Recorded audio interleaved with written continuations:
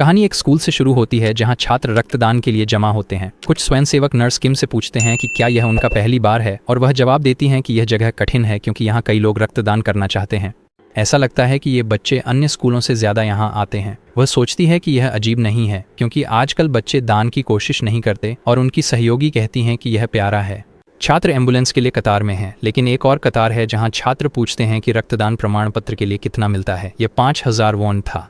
लोग वहां व्यापार करते हैं, 5000 वॉन के गिफ्ट कार्ड को रक्तदान प्रमाण पत्र से बदलते हैं। बॉक्स के पीछे का व्यक्ति प्रमाण पत्रों के लिए भुगतान करता है। एक आदमी और लड़के को 10,000 वॉन देता है।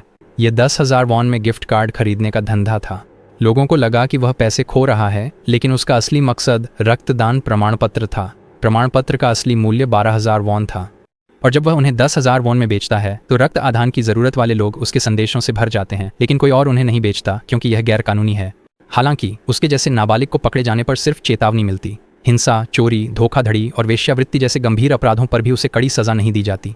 उसके पास 60,000 वॉन थे, यह सोचते हुए कि पुलिस बिना पीड़ित वाले मामलों की परवाह नहीं करती। लेकिन इसका मतलब यह नहीं था कि उसका काम आसान था। एक आदमी उसे लात मारता है, गिरा देता है, और उसके प्रमाण पत्र भी गिर जाते हैं। अपराध करना खुद को अन्य अपराधों का शिकार बनाना था। अपराधियों को कोई बहाना नहीं मिलता, उन्हें सहानुभूति नहीं मिलती, और वे बदला भी नहीं ले पाते। जब सुनहरे बालों वाला लड़का पूछता है कि मिन्सू ने आज कितना कमाया, तो मिन्सू गाली देता है, कहता है कि कोई उसकी रक्षा नहीं करेगा। शहर में पुनर्वास कानूनों के पोस्टर हैं, और अपराधी कहते हैं कि ये उन लोगों के खोखले शब्द हैं जो कुछ नहीं करते। हालांकि बदबू फैल जाती है और अपराधी शिकायत करते हैं। सुनहरे बालों वाला लड़का पूछता है कि वे उसे क्यों जज करते हैं, क्योंकि आदमी धूम्रपान करते समय गैस छोड़ सकते हैं। इसके अलावा वह कहता है कि गंध सिगरेट से बेहतर है। लड़के के पैरों के नीचे लेटे हुए पूछता है कि क्या मिन्सू ने पैसे कमाए लेकिन टैक्स नहीं चुकाया, कि चांगसू पुनर्वास केंद्र गया और अब वह मूर्ख की तरह व्यवहार कर रहा है। मिन्सू कहता है कि वह चांगसू के बिना कुछ नहीं। सुनहरे बालों वाला लड़का पूछता है कि क्या उसे पता है कि चांगसू उससे 100 गुना डरावना है, लेकिन उसने कुछ सुना है क्योंकि चांगसू आज बाहर आ रहा था। चांगसू उस क्षेत्र में युवा कार्टेल का नेता था। सब उसकी वजह से पीड़ित थे, पर कोई खुद को पीड़ित नहीं कह सकता था क्योंकि ऐसा करने पर उन्हें उसकी अनियंत्रित ताकत से बदला लेने का डर होता। चांगसू के पुनर्वास केंद्र से बाहर आने की सोचते हुए मिन्सा कहता है कि उसे सम्मान दिखाना चाहिए क्योंकि चांगसू उसका दोस्त नहीं था। सुनहरे बालों वाला लड़का कहता है कि वह कमीना इस तरह बर्ताव कर रहा था क्योंकि वह बाहर आ रहा था।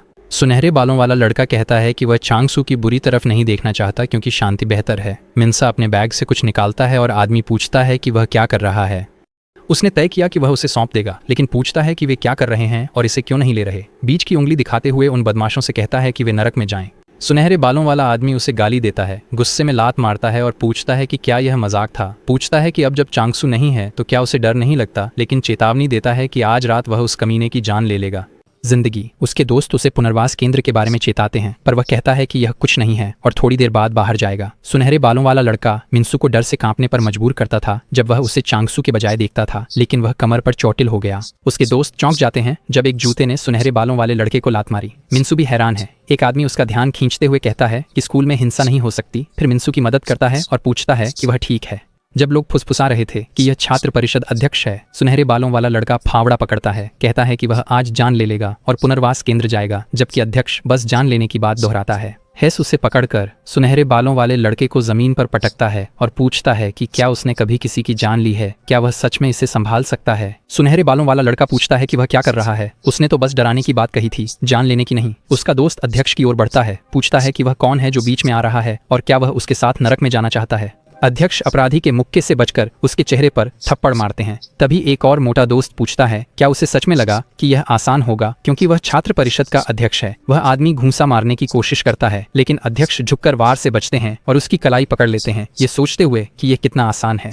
फिर वह मोटे आदमी को जमीन पर गिरा देता है। अध्यक्ष दूसरे बदमाश की ओर बढ़ते हैं जो घबराकर अपनी मुट्ठी तैयार करता है और कहता है कि पास ना आए। वह कहता है कि वह सिर्फ हमला करने का नाटक कर रहा था। बार बार कहता है कि रुके और दूर रहें, जबकि डर से कांपता है।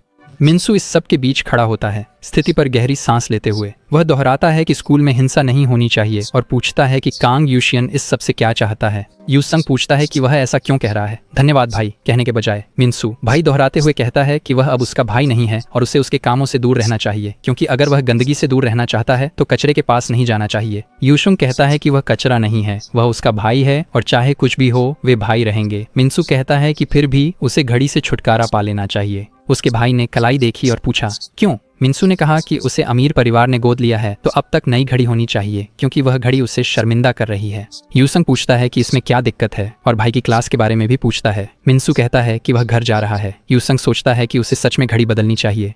घर जाते समय मिन्सू सोचता है कि वह इसमें क्यों फंसा। अगर वह स्कूल में दाखिल नहीं होता तो उसकी वजह से उनका भाई कांग यूसोन छात्र परिषद का अध्यक्ष और कोरिया के मेडिकल विश्वविद्यालय में दाखिल, और वह ली मिन्सू स्कूल का सबसे बड़ा मुसीबत खड़ा करने वाला। वे खून के रिश्ते से भाई थे और उसके भाई का असली नाम ली ह्यूनसू था, लेकिन अब उसे एक अमीर परिवार ने गोद ले लिया है और उसका नाम कांग यूसान है। लड़का सड़क के बीच में रुकता है क्योंकि वह अभी भी पेंगुइन अनाथालय के सामने है। उसके भाई को अब उससे जुड़ना नहीं चाहिए क्योंकि वह उसे नीचे नहीं खींचना चाहता। वह अपनी सुनहरी राह पर चलेगा, जबकि मिन्सू को अपनी राह उस पुराने छोड़े गए अलमारी में ढूंढनी होगी जो उसका जीने का तरीका था। उसकी मेहनत की कमाई बचत 340,000 वॉन थी। मिन्सू दोहराता है कि वह 1 मिलियन तक पहुंचने के लिए 660,000 वॉन कम है। अगला रक्तदान ट्रक 3 महीने में आएगा और वह सोचता है कि क्या उसे 2 महीने में किसी अन्य स्कूल में बेचने जाना चाहिए।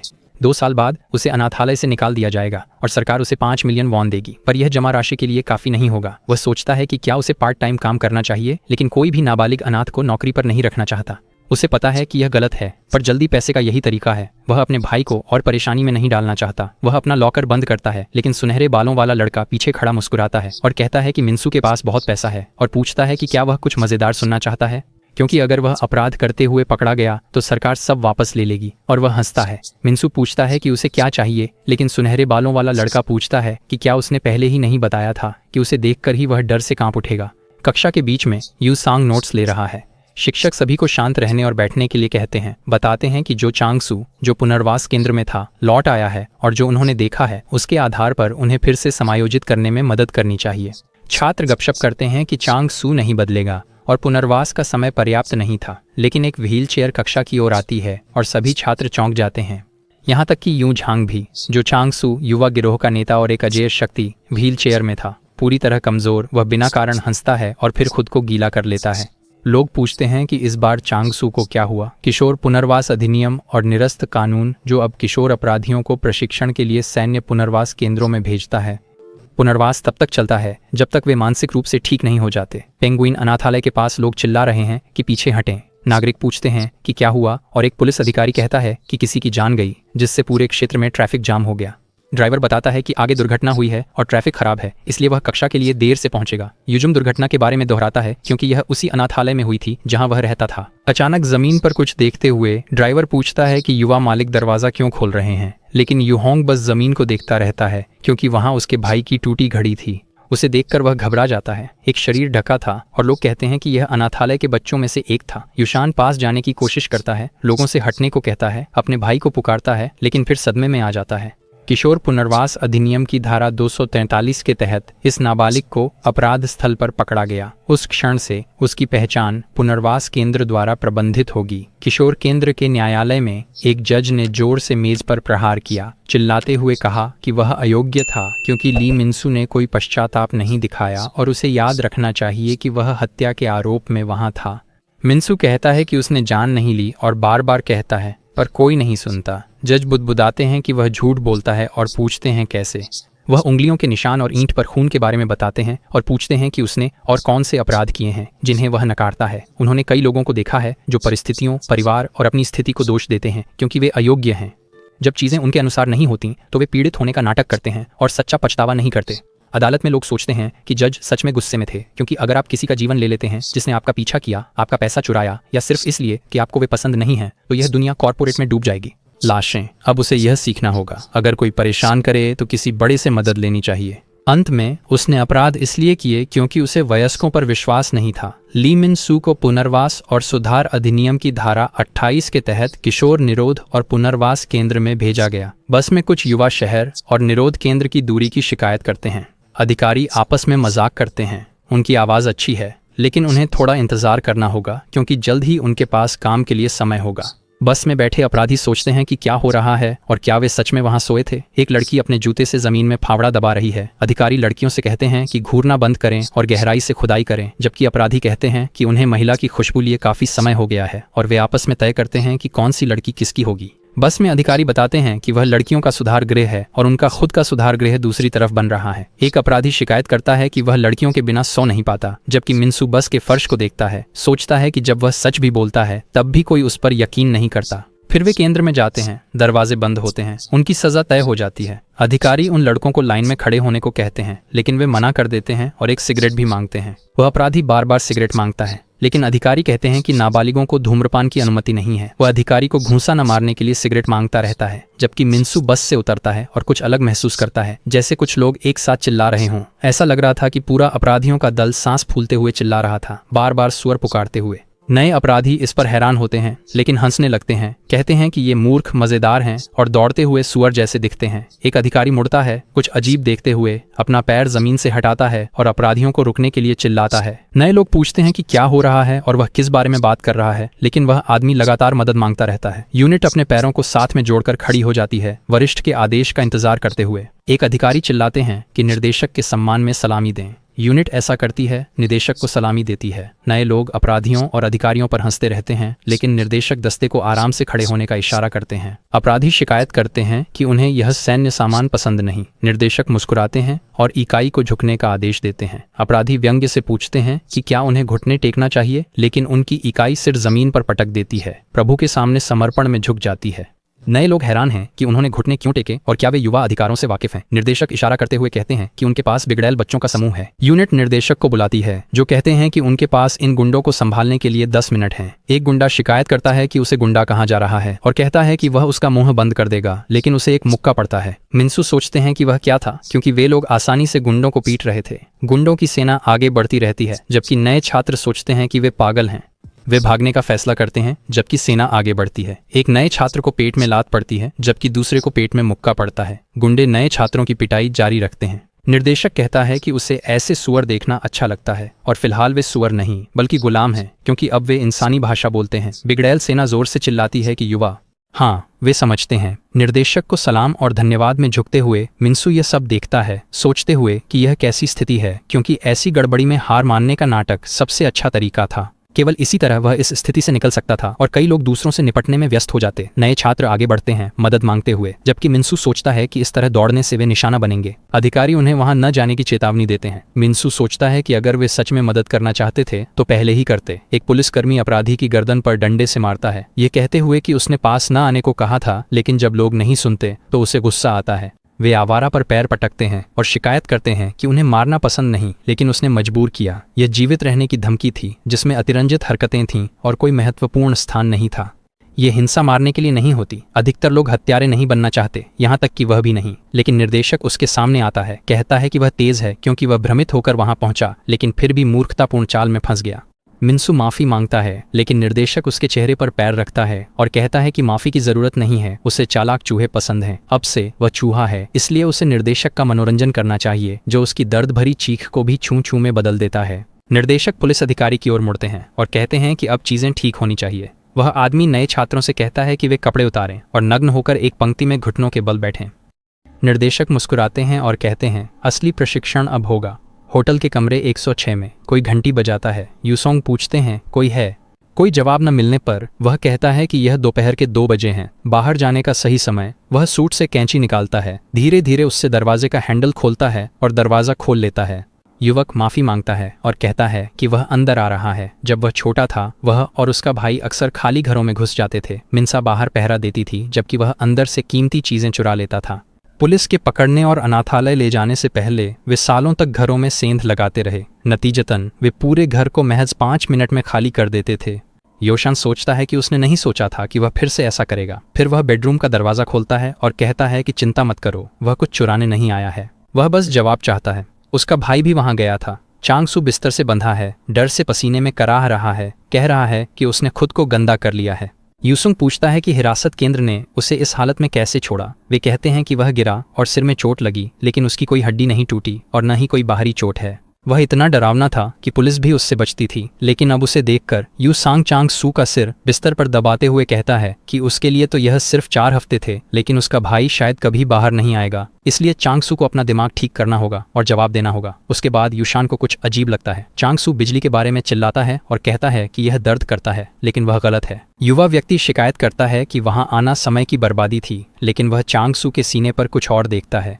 हिरासत केंद्र के अंदर एक लाल निशान था। वे अपराधियों को बी से ब्रांड कर रहे थे, जिससे स्याही उनके शरीर पर बहने लगी। सभी अपराधी ब्रांडिंग के समय घुटनों के बल बैठ जाते हैं। निदेशक उनकी अपराध सूचीबद्ध करते हैं। प्राइम्स उसे सी रैंक देते हैं। कहते हैं कि इस बार उनके पास बोरिंग छोटे शरारती बच्चे थे, लेकिन अंत में उन्हें कुछ दिलचस्प मिलता है। कहते हैं कि उनकी आंखें गलत नहीं थीं। चूहे ली मिन्सू को बधाई देते हैं, क्योंकि वह जितना दिखता है उससे अधिक हिंसक है और इस समूह में वह एकमात्र ए रैंक है, इसलिए उसे वहां विशेष समय मिलेगा। यूनजी गर्ल्स हाई स्कूल में कुछ लड़कियां कक्षा जा रही हैं, लेकिन एक को कुछ अजीब लगता है। वह शर्माते हुए अपनी दोस्त से कहती है कि खाना छोड़ो और उधर देखो। यूसांग बैठा था और किताब पढ़ रहा था। लड़कियां कहती हैं कि वह बहुत सुंदर है। एक लड़की आगे बढ़ती है और कहती है कि उसे देखे हुए काफी समय हो गया है, हालांकि यह उनका पहली बार मिलना था। एक दोस्त कहती है कि उन्हें अब जान पहचान करनी चाहिए। लड़की पूछती है कि क्या वह भी प्रशिक्षु है और क्या वह उसे सोशल मीडिया पर फॉलो करना चाहता है। यूसंग लड़कियों की ओर देखता है और कहता है कि अफसोस की बात है, वह इंस्टाग्राम नहीं चलाता। लड़कियां चौंक जाती हैं क्योंकि उसकी मुस्कान प्यारी है। योसंग पूछता है कि क्या वह उनसे एक सवाल कर सकता है, यह कहते हुए कि वह गु सेमिन नामक व्यक्ति को खोज रहा है। उसकी दोस्त पूछती है कि क्या वह वही पागल लड़की है जो वहां मोटरसाइकिल हेलमेट लिए खड़ी है। वह अभी पुनर्वास केंद्र से बाहर आई थी। दोनों लड़कियां शिकायत कर रही थीं कि सेमिन यहाँ घूर रही थी और इस पागल की सुनने की क्षमता तेज है।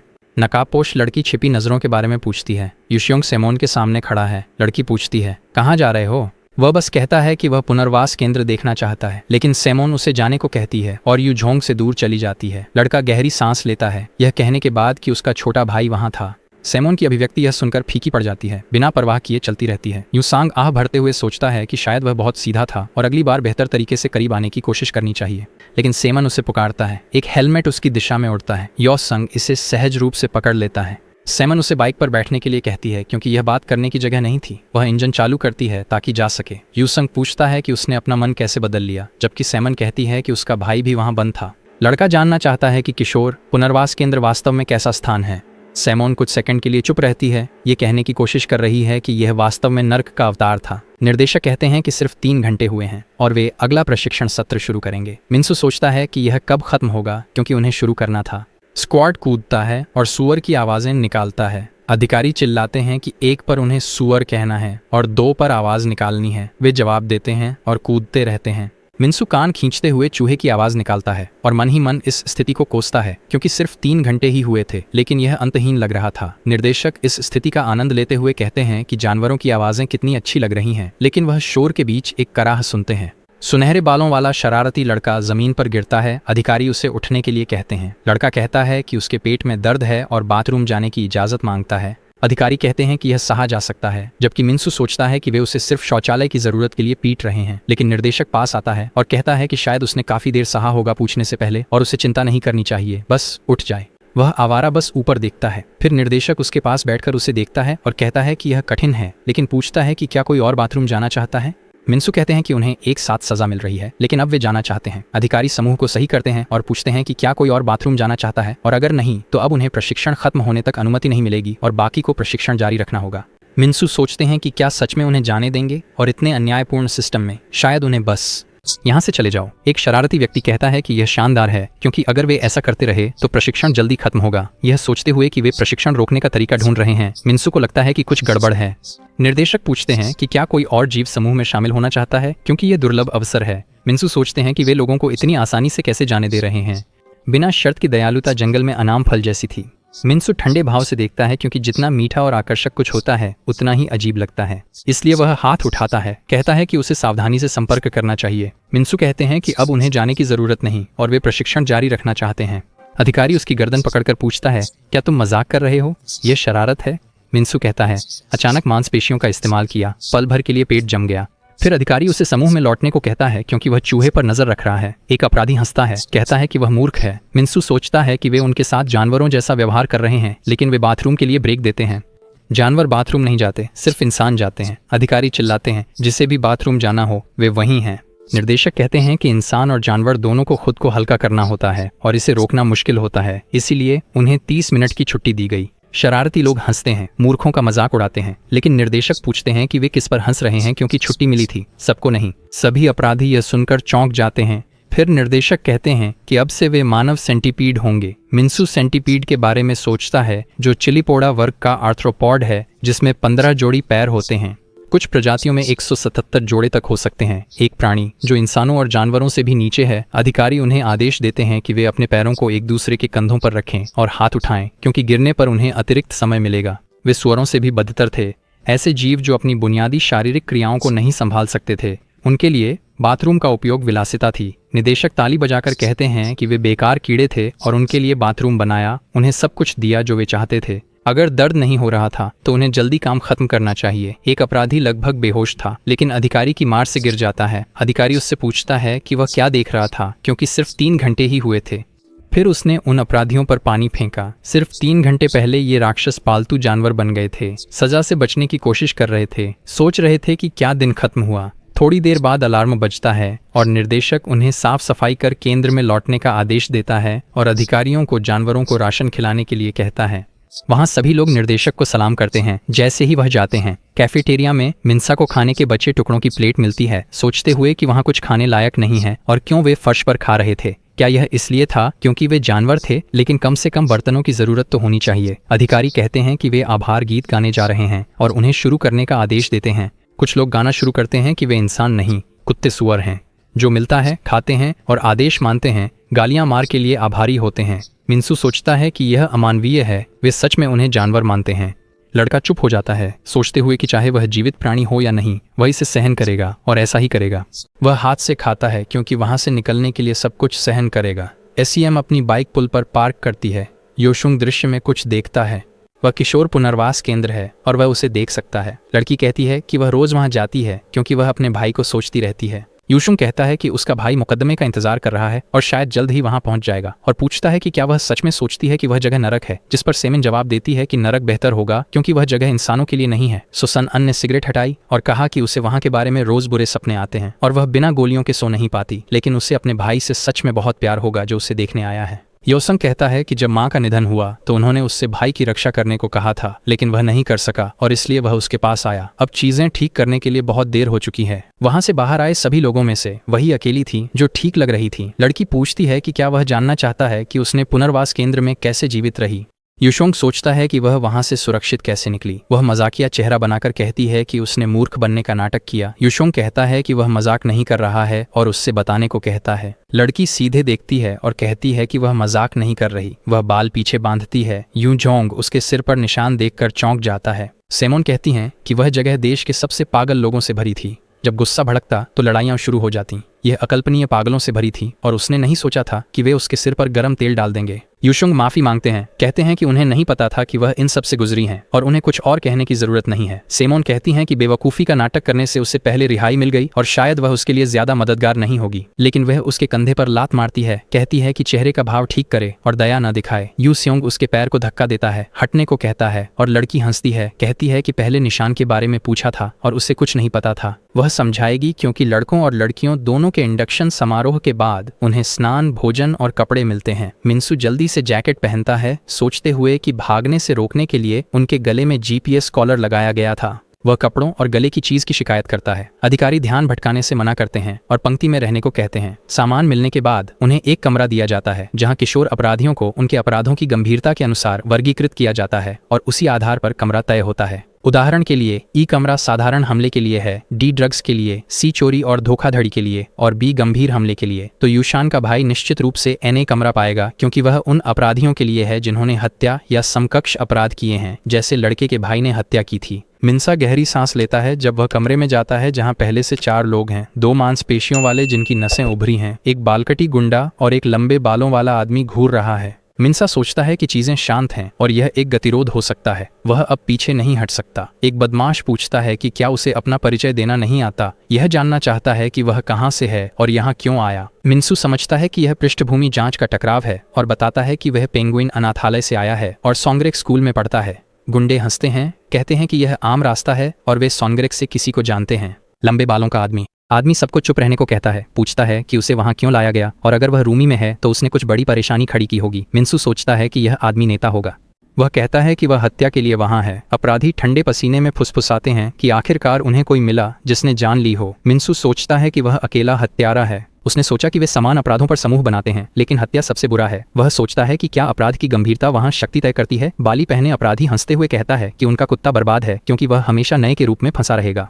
मिन्सू सोचता है कि गाय शायद नेता हो, मगर फिर भी सबसे छोटा है। वह देखता है कि कुर्सी पर बैठा व्यक्ति सफेद बालों वाला अपराधी है। दर्द से कराहते हुए लंबे बालों वाला व्यक्ति खड़ा होता है और कहता है कि यह परेशान करता है। बालियों वाला व्यक्ति कुर्सी पर चढ़ता रहता है और पूछता है कि क्या वह सबसे छोटा बने रहने के बजाय किसी ऐसे से लड़ना चाहता है जिसने किसी की जान ली है। मिन्सू सोचता है कि कुछ नहीं बदलता। कमजोर लोग हर जगह सताए जाते हैं। अंदर अगर वे सोचते हैं कि वे उसे दबा सकते हैं तो वह सुनिश्चित करेगा कि उसके साथ हत्यारे जैसा बर्ताव हो। शाम 7 बजे आत्मचिंतन निबंधों का समय होता है, जहां किशोर केंद्र के बच्चों को रोज 10 पत्र लिखने होते हैं। मिन्सू सोचता है कि उसने किसी की हत्या नहीं की और सोचता है कि क्या लिखे। तभी एक कागज की गेंद उस पर फेंकी जाती है। 2 अपराधी उसके साथ खेल रहे हैं। पेपर की गेंदें बेसबॉल जैसी। मिन्सू पूछता है, क्या ऐसा नहीं करना चाहिए? चिंतन पत्र भी लिखो। बदमाश पूछता है कि वह इस बात पर क्यों चिढ़ रहा है, क्योंकि उनका कुत्ता वैसे भी सब कुछ लिखने वाला है और मिन्सू को भी इसे कुत्ते पर छोड़ देना चाहिए। यह पूछते हुए कि कुत्ता बिना लिखे क्यों उठ गया। जब लड़का कहता है कि उसे बाथरूम जाना है, अपराधी उसे काम करने को कहता है। मिन्सू सोचता है कि सुधार गृह में मानवाधिकार नहीं है, सिर्फ गार्ड ही उन्हें जानवरों सा ट्रीट करते हैं। लड़का काम कर रहा था, लेकिन एक पैर पास आता है क्योंकि यहाँ गार्ड नहीं होते। जंगल का कानून चलता है। सफेद बालों वाला लड़का लात मारकर पूछता है, क्या वह सच में इंसान जैसा कर सकता है? कोई उसकी रक्षा नहीं करेगा। तुम कमजोर हो, शिकार हो। बदमाश कहता है कि वह कुत्ते जैसा बर्ताव करे और अगर करना है तो जल्दी करे, लेकिन जीने के लिए उसे ताकतवर होना चाहिए या ताकतवर दिखना चाहिए। लड़का सच में कुत्ते सा दिखता है। अगर वह नहीं कर पाता तो सब खत्म, जैसे वह एक और जानवर हो। रात 8 बजे नहाने का समय है। हर व्यक्ति को केवल पानी और साबुन से नहाने के लिए 3 मिनट मिलते हैं। साबुन बालों से भरा था। वे इसे 50 लोगों संग साझा कर रहे थे और यह पहले से ही इतना खराब था। गार्ड बिस्तर जांचने आते हैं। अपराधी 1 से 3 तक की संख्या में जवाब देते हैं। मिन्सू कहता है कि वह नंबर 5 है, जबकि कुत्ता संख्या देने की बजाय आवाज करता है। लड़का प्रभावित होता है। अधिकारी लाठी उठाकर कुत्ते के सिर पर जोर से मारता है। कई बार प्रहार करता है, फिर भी नोटबुक कोई नहीं छूता। फिर कुत्ता रोता है। मिन्सू सोचता है कि गिनती के बाद रात 10 बजे लाइट्स बंद होती हैं। दिन नींद के साथ खत्म होता है। मिन्सू को रोने की आवाजें आती हैं क्योंकि सफेद बालों वाला लड़का बहुत रो रहा था। एक बदमाश पूछता है कि इंसान की तरह कौन रो रहा है, और लड़का चुप हो जाता है। हॉबी ने मुंह बंद रखा ताकि रोने की आवाज ना आए। मिन्सू ने आंखें बंद कर लीं। इस तरह उसने सुधार गृह में पहली रात बिताई। सुबह 5:30 बजे सफाई और हाजिरी शुरू होती है। मिन्सू कुत्ते के साथ फर्श साफ करता है। सुबह जल्दी शुरू होती है। 6 बजे के बाद नाश्ता परोसा जाता है। रोल कॉल के बाद दरवाजे के नीचे से खाना आता है। समूह को कुछ हिस्से मिलते हैं। मिन्सू पूछता है कि वे कैफेटेरिया में क्यों नहीं खाते, लेकिन शरारती लड़के बताते हैं कि यह दोपहर के प्रशिक्षण के कारण है। मिन्सू सोचता है इस बार चम्मच मिल गए हैं। फिर पूछता है कुत्ता कहाँ है और क्यों नहीं खा रहा। शरारती लोग नीचे देखते हैं, कहते हैं वह नीचे है, पर यह इंसानों की मेज है। मिन्सू कहता है कि जब वह काम कर रहा हो तब उसे खाना दें। बदमाश पूछते हैं तुम इतना चिंतित क्यों हो जब तुमने उसे दोस्त माना? मिन्सू वे जो खा चुके थे उसके टुकड़े इकट्ठा करते हैं और कुत्ते का खाना पूरा करते हैं। मिन्सू प्रभावित होता है। बदमाश कुत्ते से तुरंत खाने को कहते हैं। जैसे ही लड़का फिर रोता है, कुत्ता खाने को तैयार होता है, लेकिन मिन्सू टेबल को लात मारकर चिल्लाता है कि उसे नहीं खाना चाहिए। बदमाश उसे देखकर हैरान होकर गालियां देते हैं। मिन्सू पूछता है कि क्या वह सिर्फ कुत्ता है, और मून ह्यून जून का नाम लेता है। लंबे बालों वाला कहता है कि यहाँ के अपने नियम हैं और अगर वह देर से आया है तो इन्हें मानना होगा। अगर उसे यह पसंद नहीं तो वह तब तक लड़ सकता है जब तक नेता नहीं बन जाता, लेकिन ऐसा करने के लिए पहले उसे कुत्ते को हराना होगा क्योंकि उसकी रैंक ऊंची है। अगर हार गया तो नया कुत्ता बन जाएगा। और मिन्सू कहते हैं कि यह तो घटिया पदानुक्रम खेल है, लेकिन ऐसा करना बहुत बचकाना है। और सच में ये लोग यहाँ परेशानी खड़ी करने के बाद आते हैं, लेकिन उस मानसिकता को नहीं छोड़ते। हालांकि ह्यून जून उसे कई बार सिर पर मारता है। बदमाश कहते हैं कि कुत्ता अच्छा कर रहा है और हत्यारे को जवाब देना चाहिए। मिन्सू सोचता है कि वह जानता है कि वह हार रहा है जब वह नीचे है। मून ह्यून जून रो रहा है और मिन्सू सोचता है कि कैसे जवाब दे। इस बीच पेंगुइन अनाथालय में एक महिला बाहर खड़ी होकर पूछती है कि क्या लड़का कल सेना में जा रहा है और क्या उसने जरूरी चीजें पैक कर ली हैं।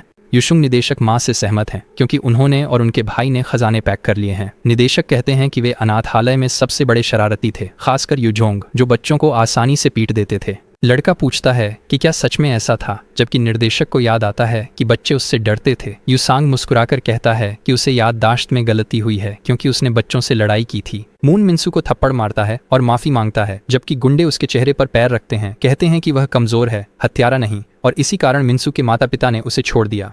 योशुंग कहता है कि बच्चे उससे नहीं डरते थे। मिन्सू ने गुंडे के सिर पर मारा। उसके भाई को याद आता है कि बच्चे उसके भाई से डरते थे क्योंकि वह लड़ाई में अच्छा है। मून इसे देखकर लगातार सिसक रहा है जबकि गुंडे पूरी तरह से स्तब्ध हैं। कमरे का नेता बेहद गुस्से में दिख रहा है। मिन्सू सच में डरावना था क्योंकि जब वह पागल हो जाता है तो उसे कोई रोक नहीं सकता। मिन्सू कहता है कि अब से सब उसके कुत्ते होंगे। मिन्सू एक और बदमाश के सिर पर मारता है, दोहराते हुए कि वे सब पिल्ले बन जाएंगे क्योंकि उन्होंने उसे ऐसा करने को कहा था। एक और बदमाश पीछे से मारता है, कहता है कि यह गलती थी और पूछता है कि क्या वह अकेले ऐसा करने के लिए पागल है, लेकिन यह कमरा ए है और उसे बेहतर होगा कि वह ऐसा व्यवहार रोक दे। यह जगह उन लोगों से भरी है जो खुद को कुछ समझते हैं, लेकिन मिन्सू को यह आसान लगेगा क्योंकि वह ठुकराया अनाथ है। मिन्सू ने उसके मुंह में सफाई की छड़ी डाल दी, उसे चुप रहने को कहा क्योंकि उस कमीने ने उसकी माँ का अपमान किया था। 2 गुंडे उस पर हमला करते हैं, कहते हैं कि वे उसे नर्क भेजेंगे। मिन्सू फिर से अपने जीवन को खत्म करने की बात करता है, हाथ में दांव लेकर पूछता है कि क्या उन्होंने कभी किसी का जीवन लिया है। राष्ट्रपति कहते हैं कि वह किशोर कानून को खत्म करेंगे और अगर शब्द काम नहीं करते तो उन्हें मार खानी चाहिए। एक राजनेता पूछते हैं कि मारपीट कौन करेगा क्योंकि वह उस बदमाश की धुलाई करने जा रहा है क्योंकि कोई कहीं से आया और इस जगह को चुरा लिया, और अगर वह हान मानसू को इस तरह से रास्ते से हटा देता है। फिर भी वह जानना चाहता है कि वह बस खड़ा क्यों है। कांग युशोंग को पुकारते हुए कोई घुटनों के बल नहीं बैठा। युशेंग कहता है कि वह सैन्य परीक्षा के बारे में सोच रहा था और अब किशोर मुद्दों को सुलझाना उसके राजनीतिक करियर के लिए अच्छा होगा। गोद लिए पिता जवाब देते हैं कि उन्होंने अपने पिता की देखभाल का इरादा किया था लेकिन मेडिकल स्कूल छोड़ दिया और रात में बाहर रहते थे, इसलिए वह कांग युशोंग से ठीक से बोलने को कहते हैं और स्विंग की तैयारी करते हुए पूछते हैं कि क्या यह उनके छोटे भाई के बारे में है। वह एक और गोल्फ बॉल दूर मारता है और चेतावनी देता है कि भर्ती होने पर भी कोई गारंटी नहीं कि उसे किशोर पुनर्वास केंद्र भेजा जाएगा। युशांग कहता है कि वह समझता है लेकिन इसलिए वह मदद मांग रहा है और अगर कोई इसे संभव बना सकता है तो वह उसके पिता हैं। पिता पूछते हैं कि भाई की गड़बड़ी क्यों साफ करें। युशोंग सोचता है कि वह मदद नहीं करेगा लेकिन पिता कहते हैं कि यह लेन देन है और पूछते हैं कि क्या वह उन्हें राष्ट्रपति बना सकते हैं क्योंकि यही एकमात्र चीज़ है जो मायने रखती है। मिन्सू चिल्लाता है कि वे आएं क्योंकि वह उस टुकड़े से सबको मार देगा। लड़के का हाथ अचानक रुकता है। एक बदमाश दूसरों से जल्दी करने और मिन्सू को पकड़ने वाले पर हमला करने को कहता है। गंजा बदमाश मिन्सू के सिर पर वार करता है। जो उसे पकड़ रहा था कहता है कि वह मर सकता है लेकिन गंजा कहता है कि यह उनके दोस्त का आदेश था। मिन्सू उठता है और उसे पकड़ने वाले को सिर से मारता है, कहता है कि यह नकली था और गंजे को पैरों के बीच लात मारता है, उसे दूर फेंक देता है जिससे वह थोड़ा बेहोश हो जाता है। मिन्सू उसे धक्का देने की कोशिश करता है, कहता है कि वह चक्कर में है। कमरे का नेता पूछता है कि क्या उसका गुस्सा माँ शब्द पर था या कुछ और जो उसके पास था क्योंकि उसे छोड़ दिया गया था। वह जानना चाहता है कि क्या उसकी माँ को पता था कि उसका बेटा हत्यारा बन गया है। फिर मिन्सू तेजी से बढ़ता है, आंख के पास दांव उठाते हुए माफी मांगने को कहता है, नहीं तो आंखें खोने की चेतावनी देता है। लंबे बालों वाला लड़का पूछता है कि क्या उसे माँ द्वारा छोड़े जाने के लिए माफी मांगनी चाहिए या अपराध के लिए, लेकिन वे रुक जाते हैं।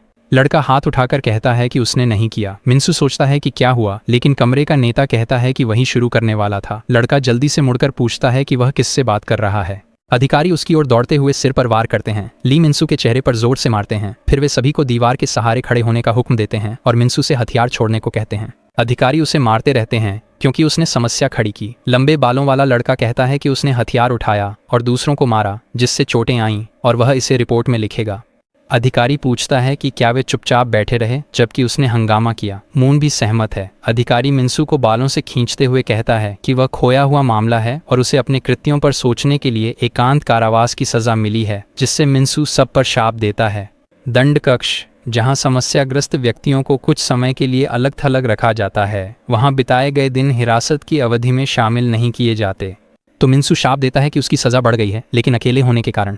अकेले वहां अच्छा था, शायद उसे फिर से वहां भेजे जाने के लिए कुछ करना चाहिए। एक अधिकारी मिन्सू को ठीक से बैठने के लिए कहता है, नहीं तो उसे एक और दिन अकेले रहना होगा। घुटनों के बल बैठकर और सिर झुकाकर मिन्सू सोचता है कि क्या उसे सोते समय भी इसी स्थिति में रहना होगा। हफ्ते में अचानक एक दिन की निगरानी में हाथ पैर हिलाने की आज़ादी भी छीन ली जाती है। कम से कम हथकड़ियां हटा दी गई हैं। बाथरूम जाते समय मिन्सू सोचता है, टॉयलेट पेपर कहाँ है। गार्ड उसे सोचने से रोककर जल्दी खत्म करने को कहता है।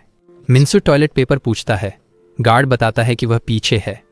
मिन्सू पीछे नल देखता है। गार्ड उसे पानी से साफ होने को कहता है।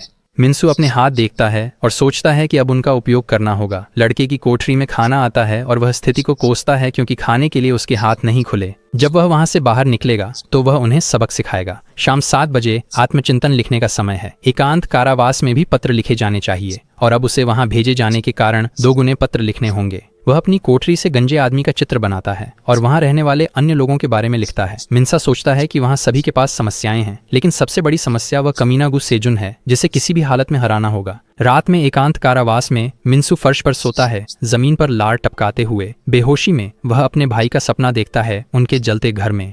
मिन्सू और यू सांग एक स्थिति का सामना करते हैं। उनके चेहरे गंभीर और ठंडे थे। मिन्सू अचानक जागता है, रोता और चिल्लाता है। शायद कैद की वजह से बुरी यादें उसके सपनों में आती रहती हैं। वह थोड़ा कराहता है, कहता है कि अगर वह फिर से सो गया तो उसे वही बुरा सपना आएगा। वह घुटनों पर बैठने को तैयार होता है, जोर से रोते और भारी सांस लेते हुए। अंततः वह पूरी रात जागता रहा। 16 दिन बाद मिन्सू कमरे से बाहर आता है। ली, जो एकांतवास में थे, रिहा हो गए और उन्हें अपने कमरे में लौटना है।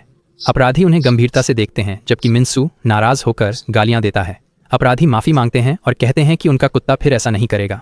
अब वे सामान्य रूप से रहेंगे। मिन्सू को लगता है कि यह आसान था। वह कहता है कि माफी स्वीकार करेगा और जोड़ता है कि सेजुन से भी माफी मांगनी चाहिए। फिर उसके सिर पर पैर से चोट लगती है। सेजुन पूछता है कि क्या मम्मी का लड़का उसे ढूंढ रहा था, और फिर बदमाश उसे पकड़कर उसके मुंह में कपड़ा ठूंस देते हैं। गुंडे उसे बाथरूम में ले जाते हैं। सेजन कहता है कि कोई और भी उससे मिलने को उत्सुक था। पहले वही था जो वहां पिटाई से सच में नफरत करता था। गंजा आदमी कहता है, सहन कर रहा है, हर दिन कठिन है और अब वह उसे कुचलने वाला है। मिन्सू अपने मुंह में कपड़ा होने पर भी चीखने लगता है। उस पल में घबरा जाता है, लेकिन कोई अंदर आता है और कहता है कि अब बस। सेजन कहता है कि वह नया गार्ड है और उसे दखल नहीं देना चाहिए क्योंकि यह सब अनुमति से हो रहा था। यूं शांग कहते हैं कि वह उनकी सजा बाद में देखेंगे। फिर वह अपने भाई की ओर हाथ बढ़ाते हैं। मिन्सू उस परिचित हाथ को देखकर चौंकता है, फिर भाई की ओर देखते हुए हाथ बढ़ाता है और भाई के हाथ से मिलाता है। योशुन बताते हैं कि वे घर जा रहे हैं और मिन्सू का नाम लेते हैं। भाई को उठने में मदद करते हैं। कोई एक गीत गाता है बर्फ से ढके युद्ध क्षेत्र के बारे में और पूछता है कि क्या साथी उसे सुन सकता है, उस आवाज को सुनने में सक्षम है। एक जनरल 4 सितारों वाली टोपी पहने रोते हुए कह रहा है। देशभक्ति के कारण एक सच्चे देशभक्त सैनिक ने समझा। जनरल जूक्सी ने राष्ट्र की रक्षा की उनकी इच्छा को मूर्त रूप दिया। बूढ़ा आदमी जवाब देता है कि वे कोरियाई सेना के सुनहरे दिन थे। जनरल कहते हैं कि वह सच्चे देशभक्त हैं, लेकिन बेटे को सैनिक बना रहे हैं। जिक्साई जवाब देते हैं कि वह बिना समझ के बड़े हुए हैं, ऐसी बातें न बोलें क्योंकि अन्य राजनेता दस्तावेजों में हेर फेर कर अपने बेटों को मानसिक बीमारियों का बहाना बनाकर सेना से बाहर रखते हैं, लेकिन उन्हें वहां कम उम्र के बच्चों को भेजना चाहिए। जनरल गाना शुरू करते हैं कि वे आज भर्ती होंगे। बाहर के लोग सोचते हैं कि जनरल और राजनीतिज्ञ के बीच तनाव है। वह गाना जारी रखते हैं और सा आंग उस अजीब सैन्य ध्वनि पर विचार करते हैं। जिक्साई नए व्यक्ति को बुलाकर पूछते हैं, क्या वह तैयार है, क्योंकि अफसर उन्हें तुरंत भर्ती होने को कहा गया। सियोंग कहते हैं कि वह आज ही भर्ती होंगे, सोचते हुए कि वह अपने भाई को बचाने की तैयारी करेंगे। उसका भाई मुकदमे का इंतजार कर रहा है। वह युवा केंद्र की जानकारी इकट्ठा कर सच्चाई की पुष्टि कर रहा था। एक जगह जो नरक जैसी लगती है। यही वजह थी कि वह चीजें सुलझाने आया था। चाहे एक दिन पहले हो, वह मिन्सू को उस नरक से बाहर निकाल लेगा, इसलिए उन्हें जल्दी निकलना चाहिए। वह आदेश मानेगा, जल्दी आजाद होगा। योजना सही थी, अगर वे माने तो सब ठीक रहेगा। लेकिन यूशांग कहता है, रुको। मिन्सू ने गंजे आदमी की ठुड्डी पर मुक्का मारा। वह पूछता है कि क्या वह सच में कमीना है। वह अब यह कर रहा है क्योंकि वह उसे मारने वाला है। योशान को लगता है कि उसकी योजना शुरू से ही विफल थी। गंजा आदमी सोचता है कि प्रशिक्षक नया दिखता है पर वरिष्ठ होना चाहिए। वैसे भी उस कमरे में सिर्फ 2 लोग फिट हो सकते हैं। कान की बाली वाला कहता है कि वह नया होगा। यूसंग पूछता है कि क्या वे कह रहे हैं कि लड़ाई नियमों का हिस्सा है, और वह निश्चित है कि वह आज रात नियमों का पालन करेगा। कान की बाली वाला कहता है कि वह पीछे नहीं हटेगा। यूशुंग उन्हें खतरनाक नजरों से देखता है। मिन्सू घूंसा मारते हुए आगे बढ़ता है और सेजन को चुनौती देता है। सीजन उसे बेवकूफ कहता है, यह कहते हुए कि उसने सोचा कि इस तरह हाथ घुमाने से काम चल जाएगा, लेकिन वह संतुलन भी नहीं रख सका और पागलों की तरह भाग रहा था, यह सोचते हुए कि उससे भी ज्यादा जरूरी कुछ और है। क्योंकि नए गार्ड ने थुर पर किया। उस थोड़े समय में उसने अपने अधीनस्थों को काबू में कर लिया। यूशांग कहता है कि उन्हें नियमों का पालन न करने में मजा आया। सेजुन सोचता है कि वह आदमी क्या कर रहा है क्योंकि उसने उसे पहले नहीं देखा। मिन्सू का पैर उसके चेहरे तक पहुंचता है और पूछता है कि वह कमीना कहाँ जाने की सोच रहा था। लंबे बालों वाला लड़का उससे लड़ रहा था, पर कोई उसकी ओर ध्यान नहीं दे रहा था। सेजन कहता है कि उसने अच्छे से पेश आकर बाहर निकलने की सोची थी, पर अब वह कुत्ता बन गया। मिन्सा कहता है कि वह इसे बंद करे क्योंकि वह कुत्ता नहीं बना। सेजन तेजी से मिन्सू को कोहनी मारता है। ली सोचता है कि क्या हो रहा है क्योंकि यह लड़का ताकतवर है। सेजन पूछता है कि उसे पता है कि कुत्ता कुत्ता क्यों बनता है। मिन्सू चिल्लाता है कि उसे परवाह नहीं, लात मारने की कोशिश करता है, लेकिन गुआ उसे रोकता है। कहता है कि कुत्ते को नेता बनना था, पर उसे अपनी जगह नहीं पता थी और उसने कमरे पर कब्जा करने की कोशिश की। मिन्सू सोचता है कि वह बाहर नहीं हो सकता। मिन्सू सेजिन को पकड़कर कहता है कि वह सबसे दयनीय था और उसे मुक्का मारने की कोशिश करता है, पर सेजिन उसे एक मुक्का मारता है जो उसे गिरा देता है। अब वे एक दूसरे के ऊपर हैं। मिन्सू उसे कोसता है, लगभग बेहोश। वह सोचता है कि उसे उस कमीने ने गिरा दिया जिसने उसकी माँ का अपमान किया और वह एक मुक्का भी नहीं मार सका। लगभग बेहोश वह युशांग के पैरों को देखता है, सोचते हुए कि हर बार जब उसे मारा गया उस कमीने का चेहरा उड़ गया। उसके सिर पर चोट है। युसंग पूछता है कि वह ठीक है। मिन्सू सोचता है कि यह कितना बुरा है, फिर धीरे से हाँ कहता है। युसंग गहरी सांस लेकर पूछता है कि वह इतना हल्का क्यों है और क्या वह खाना खाता है। सेजुन पूछता है कि वह क्यों खींच रहा है, उसे सबक सीखना चाहिए। योशान जवाब देता है कि वह उसे एकांत कारावास में ले जा रहा है क्योंकि उसे सीखना है। लंबे बालों वाला आदमी जानना चाहता है कि उससे लड़ाई के बारे में क्योंकि वह इसमें अच्छा दिखता है। युसांग को अचानक याद आता है कि उसे लड़ाई रोकने के लिए कहा गया था क्योंकि उसने उसे बताने के लिए कहा था। सेजिन चौंक जाता है और एकांत कारावास की बात करता है। एकांत कारावास के कमरे में मिन्सू जमीन पर लेटा हुआ सब कुछ को कोस रहा है, फिर से एकांत के बारे में सोच रहा है और यह सोच रहा है कि वह कितनी देर तक बेहोश रहा है। अगली बार जब वह उस लंबे बालों वाले कमीने को देखेगा तो वह उसकी जान ले लेगा, यह सोचते हुए कि उसने कुछ महत्वपूर्ण भूल गया है। लेकिन वह उस पल कुछ अलग देखता है। पूछता है कि पानी क्यों नहीं आ रहा और क्या नल खराब है और इसका मतलब क्या है कि वह अपने गंदे हाथ नहीं धो सकता। युशेंग कहता है कि सब पहले से है और उसे गंदे हाथ नहीं धोने चाहिए। अब सोचते हुए उसे याद आता है कि इस बार एकांत में उसके हाथ नहीं बंधे थे। अब उसे याद आता है कि वह क्या भूल गया था। वह दरवाजे पर मुक्का मारता है और पूछता है कि वह पागल गार्ड वहाँ क्या सोच रहा था और क्या वह खुद को हीरो समझता है। एक अच्छी परिवार मिल गई है और उसे वैसे ही जीना चाहिए, लेकिन उसे तो अच्छे से जीना चाहिए था क्योंकि उसे मेडिकल स्कूल में प्रवेश मिल गया था। लेकिन उसने अपनी जिंदगी बर्बाद कर ली, हत्यारे जैसे उसे छोड़कर न जाकर, क्योंकि अगर वह वहाँ उसके साथ बंद हो जाता है तो उसे अपराध बोध होगा। युसांग कहता है कि वह मूर्ख है लेकिन मानता है कि उसका भाई हत्यारा नहीं। यह सब इसलिए है क्योंकि वह उसका भाई है। मिन्सू रोने लगता है और उसका भाई उसे चिढ़ाता है। लड़का पूछता है कि अगर सब ठीक हो जाता है तो क्या वह बाहर निकल सकता है। युसांग कहता है कि जब तक वह बेवकूफ़ी नहीं करता और फिर से अकेला नहीं होता सब ठीक रहेगा। मिन्सू कहता है कि उसकी एक ही गुजारिश है, वह उस लंबे बालों वाले बदमाश से फिर लड़ना चाहता है। यूचेन पूछता है कि वह ऐसा क्यों चाहता है अगर वह हार जाएगा। लड़का जवाब देता है कि उस कमीने ने उसकी माँ का अपमान किया और वह सब कुछ सह सकता है पर माँ का अपमान नहीं। यूशुंग कहता है कि उससे लड़ो, वह सिखाएगा कैसे जीतना है। लेकिन अगर फिर से उस आदमी से हार गया जिसने माँ का अपमान किया तो अपने भाई की जान ले लेगा। कमरे में एकांत कारावास के 15 दिन बचे थे। गु सेजन कोने में बैठा था, सोच रहा था कि मिन्सू के लिए असली शारीरिक ताकत हासिल करने के लिए 15 दिन बहुत कम थे। अब वह सिर्फ यह सीख रहा था कि गुसेजन को कैसे बाहर निकाला जाए। मिन्सू पूछता है कि क्या सच में उसे लगता है कि यह कमीने को हराने के लिए काफ़ी है। योशुंग कहता है कि अगर उसका विश्लेषण सही है तो वह जीत जाएगा और अगर नहीं तो वह अपनी जान ले लेगा और पूछता है कि क्या उसने रणनीतियाँ याद की हैं। मिन्सू अपने भाई से कहता है कि उसे भरोसा रखना चाहिए। फिर वह पहले की तरह गुस्से में कमरे में आता है। गुंडे शिकायत करते हैं कि वह फिर आ गया और लगता है कि उसने अकेले समय का मजा लिया है। मिन्सू कहता है कि उसने उन्हें कुत्ते बना दिया, लेकिन अब उसने इस पर सोचा है। गुंडे प्रभावित होते हैं और पूछते हैं कि अचानक उसने कुत्ता बनने का फैसला क्यों किया। मिन्सू जवाब देता है कि कुत्ता बनना उसे तेज लगा, उसे अभी सहन करना चाहिए जब उसे दुश्मन के वार सहने पड़े और सही अवसर की प्रतीक्षा करनी हो। पीछे हटकर देखना चाहिए जब अवसर पास आए। ये उसकी मास्टर स्ट्रोक थी, लेकिन 2 बदमाश उसके पीछे खेल रहे थे, कुछ कर रहे थे। वह गुस्से में खड़ा होता है और कहता है कि अब और नहीं सह सकता। दोनों पूछते हैं कि क्या उसने कुत्ता बनने का इरादा बदल दिया है और क्या वह इस बार क्रम बदलने वाला है। मिन्सा सोचता है कि उसे सहना चाहिए। यूसंग ने कहा था कि वह 5 दिन सहन करे और कहा था कि वह उसके कमरे का ध्यान रखेगा क्योंकि गार्ड्स पाठ के दौरान सब कुछ नियंत्रित करते हैं। कृपया उनसे न लड़ें क्योंकि वह 5 दिन मंच संभालेंगे। मिन्सू गुस्से में कहता है कि वह एक और राउंड सह लेगा। गुंडे पूछते हैं कि क्या वह अब ए रैंक का कुत्ता बनने जा रहा है और क्या वे अगला अंडा तोड़ने का खेल खेल रहे हैं। मिन्सू सोचता है कि उसे बस 5 और दिन तक सहन करना है। एक कपड़ा फर्श पर घसीटा जा रहा है। दूसरे दिन मिन्सू चारों हाथ पैरों से फर्श साफ कर रहा था। वह शिकायत करता है जबकि कोई कार की आवाजें निकाल रहा है। गंजा आदमी मून के ऊपर है, उसे बेवकूफ कहता है। मिन्सू पूछता है कि वह क्या है और आदमी जवाब देता है कि यह बिल्ली है जो रोबोट वैक्यूम पर सवारी कर रही है। तीसरे दिन चिंतन के समय मिन्सू बदमाशों से कहता है कि वे सही से लिखें क्योंकि पैदा होने के लिए माफी मांगना काफी नहीं है। चौथे दिन वह और मून साथ में राहत महसूस करते हैं। बदमाश उसके टेबल पर खाना खाते हैं। वे थोड़ा प्रभावित लगते हैं। मून इसे खाने में हिचकिचा रहा है। मिन्सू खुशी से खाता है, कहता है कि यह सच में अच्छा है। वह एक और कटोरी मांगता है, सोचता है कि कल 5वां दिन है और यह सब खत्म हो जाएगा। वह मून के पास उल्टी करता है जो पूछता है कि क्या वह बहुत मेहनत कर रहा है। फिर अचानक उसे कुछ देता है। एक चॉकलेट बार थमाते हुए कहता है कि खाली पेट सब करेगा तो कमजोर महसूस करेगा और उससे कहता है कि इसे गुप्त रखे क्योंकि उसने इसे अपनी कमाई से खरीदा है। मिन्सू कैंडी पकड़कर बुलाता है। मून कहता है कि वह कुत्ते की तरह अपना सर्वश्रेष्ठ करता रहे। युवा केंद्र के आंगन में वे प्लास्टिक डिस्क से खेलते हैं।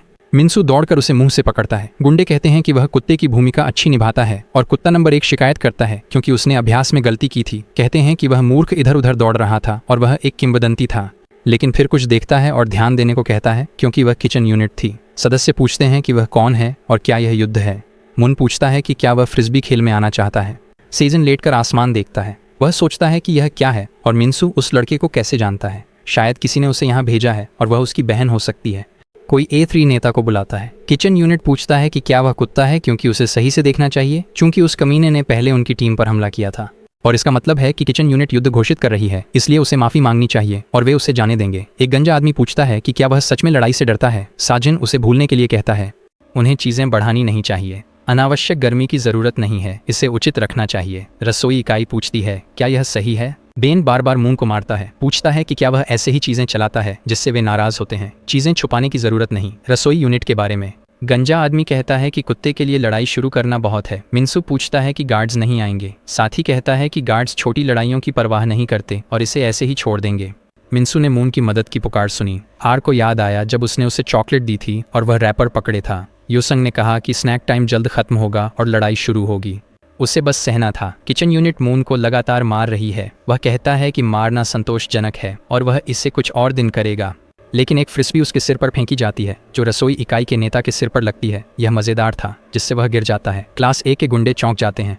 सेजिन चौंक जाता है। मिन्सू ने किचन यूनिट की ओर फेंका था, शिकायत करते हुए कि वे मूर्ख बन रहे थे और अगर यह जारी रहा तो उन्हें यहाँ सुअरों जैसा समझा जाएगा, क्योंकि उन्होंने अपना गर्व खो दिया था। उनकी गरिमा गिर गई और आत्मा टूट गई। लेकिन चाहे स्थिति कितनी भी खराब हो, उसे शर्मिंदा नहीं होना चाहिए जब उसका कुत्ता किसी और कुत्ते से हार जाए।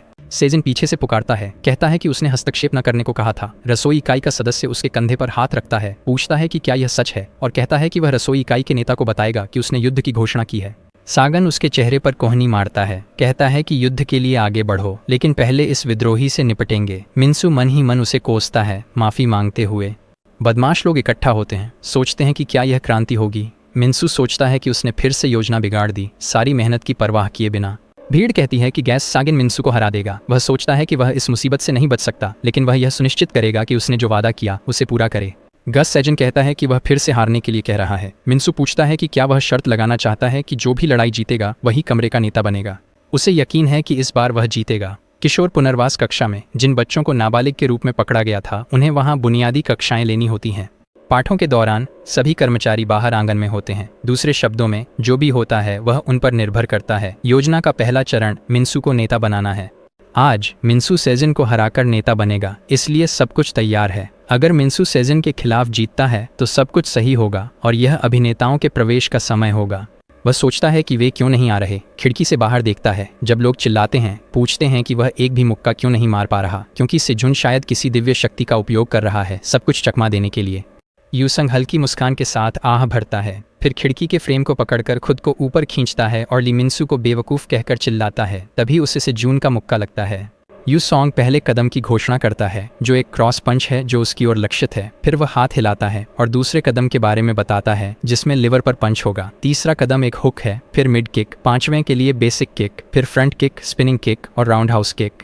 अंत में योजना के आखिरी हिस्से में वह सीधा पंच मारता है। योशान कहते हैं कि उनके भाई ने इसे देखे हुए काफी समय हो गया है, तो यह परिचित लगना चाहिए। मिन्सू कहता है कि उसे सब याद है जो उसने बचपन में सीखा था, लेकिन सोचता है कि क्या वह उसे हराने के लिए काफी है, क्योंकि सेजुन ताकतवर है।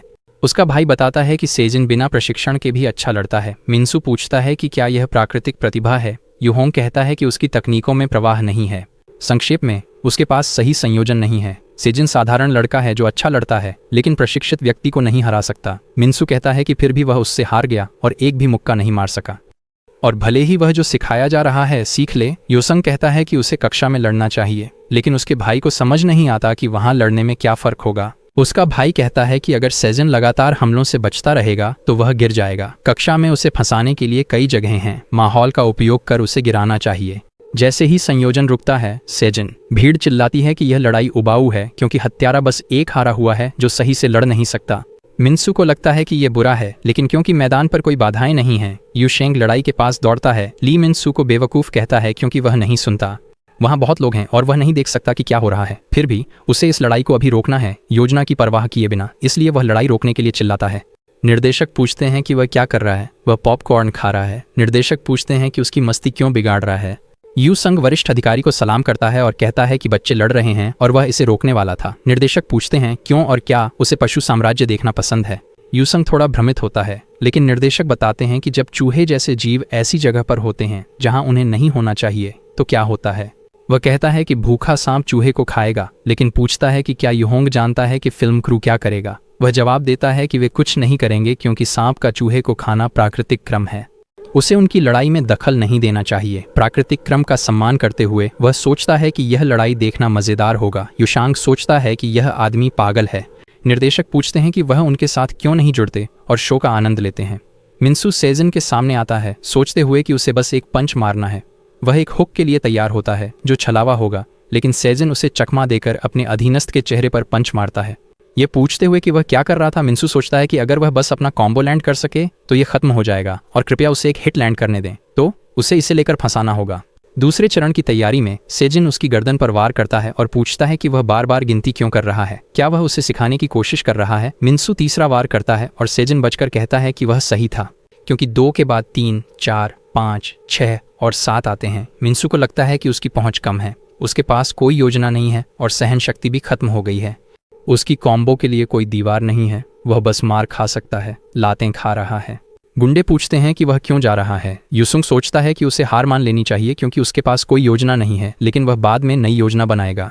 जिन गुंडों ने उसे मारा था वे उसे दूर रहने को कहते हैं। मिन्सू सोचता है कि अगर यह ऐसे ही चलता रहा तो वह पिछली बार की तरह हार जाएगा, और अगर ऐसा है तो बिना और चोट खाए हार मान लेना ही अच्छा है। बदमाश उसे धक्का देते हैं जब वह उलझन में पीछे देखता है। वे पूछते हैं कि वह बिना लड़े क्या कर रहा है, क्योंकि अगर उसने हार मानी तो उसे निपटना होगा। सेजुन पूछता है कि मामी का लड़का क्या कर रहा है और क्या वह उसे ढूंढ रहा है। मिन्सू मुस्कुराता है। उसका दुश्मन पूछता है कि क्या मजाकिया है, और लड़का कहता है कि यह कुछ बुरा नहीं है, बस उसे कुछ याद आ गया, एक तरीका जिससे वह उस पर अपना कॉम्बो लगा सकता है। गुंडे चिल्लाते हैं कि लड़ाई पर लौटें और मैच जल्दी खत्म करें। सघन महनी के लड़के से कहता है कि इसे खत्म करो, समय खत्म हो रहा है। मिन्सू कहता है कि हाँ, वह भी खत्म करने की सोच रहा था। उसने कॉम्बो का उपयोग समझ लिया है, लेकिन सोचता है कि उसे कैसे फंसाए। जब उसे सिखाया जा रहा था, मिन्सू ने पूछा कि अगर उसने सेजन को धक्का दिया और फंसा नहीं पाया तो क्या होगा। युसुंग कहते हैं कि उन्होंने समझ लिया, जबकि मिन्सू कहते हैं कि चाहे कितना भी सोचा वह सेजन को फंसा हुआ नहीं देख सकते थे, और पूछते हैं कि कोई और विचार है। उसके भाई ने सुझाव दिया कि गलियारे में धकेलने के बाद वह करीब जाकर नकली चाल चल सकता है। मिन्सू कहता है कि उसने सोचा था, लेकिन अगर आजमाए भी तो शायद काम न करे और बेकार हो जाए। युसंग कहता है कि वह उसे एक जादुई शब्द सिखाएगा जो सेजन को परेशान करेगा। मिन्सू कहता है कि उसके पास पहले से ही कुछ ऐसा था और उसे पहले ही बता देना चाहिए था। युसांग कहते हैं कि यह शब्द सुनकर सेजुन अपना आपा खो देगा। मिन्सू अपने प्रतिद्वंद्वी का ध्यान खींचते हुए पूछता है कि क्या गुस्से मिन सुंदर है। उसका भाई गुस्से में उसे मामी का लड़का कहता है और मारने के लिए दौड़ता है। पूछता है कि उसने वह नाम कहाँ से सीखा। मिन्सू उसके चेहरे पर वार करता है, सोचता है कि जादुई शब्द काम कर गया। सेजन पूछता है कि वह उसकी बहन को कैसे जानता है। मिन्सू ने मम्मी के लड़के का नाम दोहराया और पूछा, क्या यही सबसे अच्छा अपमान है जो सोच सकता है। जब सेजन को एहसास होता है कि उसने उसका मुक्का रोक लिया है, मिन्सू उसके बाल पकड़ लेता है और कहता है कि वह हमेशा अपनी बहन के लिए रोता था, हमेशा उसके पास भागता था, तो अब उसे उसके लिए नहीं रोना चाहिए। सेजन पूछता है कि उसकी बहन का इस लड़ाई से क्या लेना देना है, सोचते हुए कि अगर वह छोटे मुक्कों से पहले हट जाए, लेकिन उसे भीड़ में धकेला जाता है और बाहर निकलने को कहा जाता है। मिन्सू उसे अपरकट मारता है, कहता है कि यह यहीं खत्म होगा। सेजन सोचता है कि बचने की जगह नहीं है और पहले हमला करता है, लेकिन महसूस करता है कि उसका हाथ फंसा है और उसे जिगर पर मुक्का पड़ता है। सेजन उसे कोसता है, समझते हुए कि वह फंसा है और हरकतें सीमित हैं। फिर उसे चेहरे पर अप्रकट लगता है, जिससे सोचने का समय नहीं मिलता। योशुंग सोचता है कि इस आदमी ने उसे कमरे में डेस्क या कुर्सियों का उपयोग करने के लिए कहा था, लेकिन वह दर्शकों को दीवारों की तरह इस्तेमाल कर रहा है। सेजन बार बार मार खाता है, सोचता है कि उसे निकलना होगा क्योंकि वह इस तरह से बचाव या पलटवार नहीं कर सकता। इस स्थिति में वह साइड में जाकर बचने का सोचता है, लेकिन मिन्सू उसके बछड़े पर लो किक मारता है, फिर क्रॉस के साथ आगे बढ़ता है, कहते हुए कि वह पहले कदम पर लौट रहा है। सेजन सोचता है कि उसकी दाईं तरफ बंद है, इसलिए वह दूसरी तरफ जाएगा, लेकिन मिन्सू उसके पेट पर हल्की किक मारता है, पूछते हुए कि वह कहाँ जा रहा था। सेजन सोचता है कि वह बच नहीं सकता, और इसके अलावा यह आदमी अब पहले से भी बड़ा दिख रहा है। मिन्सू उस पर बार बार हमले 1 से 3 तक करता है। सेजन सोचता है कि वह वार नहीं कर सकता और बस मुट्ठी घुमानी चाहिए, लेकिन मिन्सू उसके मुक्कों को चकमा देता है। पूछता है कि वह क्या कर रहा है और क्या यूं ही मारता रहेगा जब तक कोई वार सही ना लगे। उसने कहा था कि उसकी माँ का अपमान न करे, जबकि वह एक और सीधा मुक्का मारता है। सोच रहा हूँ उसने उसे और गुस्सा दिला दिया, इसलिए वह पूछता है कि क्या उसे पता है। सेजन सोचता है कि अब और हमले सहन नहीं कर सकता और अगली चाल सही जगह पर होनी चाहिए, लेकिन मिन्सू ने ठोड़ी पर मारा और पूछा कि उसे उसके या उसकी माँ के बारे में क्या पता है, इसलिए माफी मांगनी चाहिए। अब सेजन गिरता है। जैसे ही उसे मारा जाता है, मिन्सू आखिरी वार करता है, उसे माँ से माफी मांगने को कहता है। भीड़ में हर कोई हैरान है, रूम ए के सदस्य भी। मिन्सू खड़ा रहता है, कहता है कि उस बदमाश ने माफी नहीं मांगी। अंत में लोग कहते हैं कि अब मिन्सू नेता है और सेजिन कमजोर, लेकिन निर्देशक आता है और सभी को एक तरफ हटने के लिए कहता है। उन्हें 2 पंक्तियों में बंटकर नेता को सलामी देनी है और सुअर की आवाज में सलामी देनी है। फिर निर्देशक कहते हैं कि उन्हें नहीं लगा था कि वह जीतेंगे, लेकिन उन्होंने जीत ली जैसा कि उम्मीद थी। पशु साम्राज्य दिलचस्प है क्योंकि एक चूहे ने सांप को हराया। वह जब से यहाँ आया है छुपा हुआ था और अब लड़ाइयों में भी शामिल हो रहा है। योशुंग सेजिन के बारे में पूछता है। निर्देशक कहता है कि उसे एकांतवास में डाल दो। भाई एक दूसरे की आंखों में देखते हैं। योशुंग उसके पीछे चलता है, पूछता है कि वह इतनी अवज्ञा किससे सीखता है। मिन्सू जवाब देता है, और कौन? उसे यह अपने भाई से मिला। यूसंग सोचता है कि अब अगले चरण में जाने का समय है। एक मूर्ति कमरे में खड़ी है। सेमन पूछता है कि क्या उसका भाई एकांतवास में है। योशुंग कहता है कि यह योजना का हिस्सा नहीं था, लेकिन ऐसा हो गया। लड़की उससे कहती है कि वह हिलना बंद करे वरना रचना खराब हो जाएगी। यूसंग पूछता है कि इसमें कितना समय लगेगा क्योंकि यह मुद्रा बनाए रखना कठिन है। लड़की दूसरे के बारे में पूछती है, लेकिन लड़का मना कर देता है क्योंकि वह उसमें नग्न था। सेमन कहता है कि अब यह खत्म हो गया, सोचना बंद करो। युसांग पूछता है कि क्या वह देख सकता है। लड़की कहती है कि उसने थोड़ा हिलकर इसे खराब कर दिया, लेकिन यह शीर्ष कला विद्यालय में प्रवेश के लिए काफी है। यूसोंग नाराज होकर पूछता है कि क्या इसे कला कहा जा सकता है। सेमन कहता है कि वह गुस्से में दिखता है, लेकिन मॉडल भी परेशान करने वाला था। शायद यह उसके भाई की वजह से था, लेकिन माफी की जरूरत नहीं क्योंकि उसने खुद ही एकांतवास मांगा था। अब उसे लगता है कि वह उस पर कर्जदार है। वैसे भी उसके पास समस्या है। यूसांग पूछता है कि क्या यह पेंटिंग के कारण है, लेकिन लड़की कहती है नहीं। उसका भाई कुकिंग क्लब में शामिल हो गया और यह ऐसा था जैसे किसी ने कचरे के डिब्बे से मारा हो। वह लड़कियों के कुकिंग क्लब में शामिल हो गया और कभी कभी वे लड़कों के समूह से बात करते हैं। वे बहुत करीबी हैं और उनमें से एक को मारना भाई को मारने जैसा है। उनमें से एक व्यक्ति है जिसे सावधानी से निपटना पड़ता है। कुकिंग क्लब का नेता जांग दुबो। वह पूछता है कि क्या वह ली मिन्सू है। मिन्सू पुष्टि करता है कि हाँ, वही उसका नाम है। वह कुछ अजीब कहकर उसे सौंप देता है कि उसने उसे बहुत दिया, लेकिन जांग डुबो मूर्ख है और यूसांग सोचता है कि ऐसा व्यक्ति डरावना क्यों होगा जो इतना सरल, मूर्ख और बेखबर है। लड़की कहती है कि यही वजह है कि वह डरावना है क्योंकि खाने की शिकायत पर उसने 2 गार्ड्स को मार दिया। डुबो कहता है कि उसके लड़कों को उससे मार पड़ी, इसलिए वह उस मात्रा का खाना पाने का हकदार है और उसे कुकिंग क्लब से उलझने का पछतावा होगा। यहीं पर यह वीडियो समाप्त होता है। चैनल को लाइक और सब्सक्राइब करना न भूलें। धन्यवाद देखने के लिए। अगली बार मिलते हैं।